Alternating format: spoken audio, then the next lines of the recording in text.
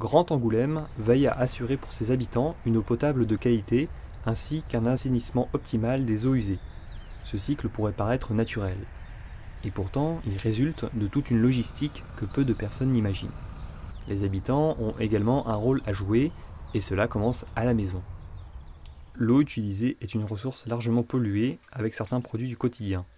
Ceci est un souci majeur pour les canalisations et les stations d'épuration chargées de nettoyer les eaux domestiques. Alors, des problèmes déchets, donc on a beaucoup, oui, on a beaucoup de problèmes, notamment des déchets qui sont très à la mode, puisque sont liés à l'activité humaine et notamment à l'exploitation et à l'utilisation de toutes ces lingettes dans des domaines très, très variés, aussi bien pour nettoyer la cuvette que pour nettoyer un écran de télé. On trouve des lingettes pour tout. C'est un gros problème puisque ce sont des lingettes que l'on ne peut pas dissoudre via le traitement biologique en lui-même. Donc on en retient une bonne partie grâce au pré-traitement, donc dans la partie des grillages, mais malgré tout on en a qui peuvent passer au travers des mailles et on retrouve ces lingettes dans le corps des pompes et ça les bouche. Un certain nombre de déchets jetés comme les lingettes, déchets organiques et autres objets sanitaires se retrouvent dans les réseaux. Dans les rues, les détritus jetés par les gens constituent également un problème important. Grand Angoulême utilise des hydrocureuses et balayeuses pour récupérer ces déchets jetés bien souvent dans les caniveaux. Il n'y a pas assez d'explications, je pense, aux gens, papier.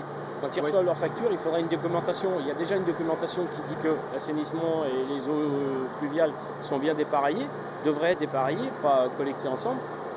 Mais après, je pense qu'aux usagers, il faudrait éventuellement sur schéma, leur faire voir que voilà, tout ce qui est lingette, tout ce qui est. Même si sur le carton, quand vous l'achetez, c'est marqué biodégradable, machin truc, il ne faut pas y croire, quoi. Il y a un degré, mais pas tout, quoi. Déjà, il faut déjà l'apprendre à la base, éviter de mettre tout ce qui est lingette, tout ce qui est malheureusement les petits trucs de la vie des femmes, on le voit beaucoup. Parce que nous tout ce qu'on trouve dedans, surtout mes collègues maintenant qui font des interventions le week-end, quand ils lèvent les tabourets, quand on a appris, tout ce qui est tampax, serviette hygiénique, lingette, c'est un truc de fou.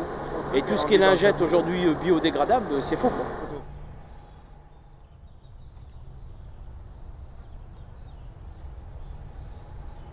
Il faudrait qu'ils fassent pareil, expliquer que les pochons, par exemple, ils trient, et ben dans les toilettes c'est pareil, il faut trier ce qu'on y met. Et bien parce qu'il y a un trou, on tire la chasse d'eau et que tout s'en va, c'est pas vrai. Ouais, tout s'en va, oui, mais ça s'en va quelque part et où ça va, ça crée des problèmes. Après les gens sont bouchés chez eux parce que les réseaux se bouchent. En fin de compte, c'est bien parce qu'ils ont jeté des trucs qu'il ne fallait pas dans les toilettes.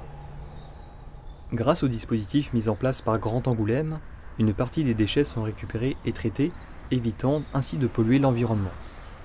Mais le citoyen a aussi un rôle à jouer en prenant conscience de son impact et en effectuant des gestes simples. Une grille dans le siphon de son évier, chez soi, évite de boucher les canalisations. Utiliser les poubelles de la maison ou sur la voirie évite de jeter certains déchets dans l'évier, les toilettes ou encore dans les caniveaux. L'utilisation de produits écolabellisés permet de préserver la nature. Et sans effort, l'habitant peut améliorer la qualité de vie de son environnement.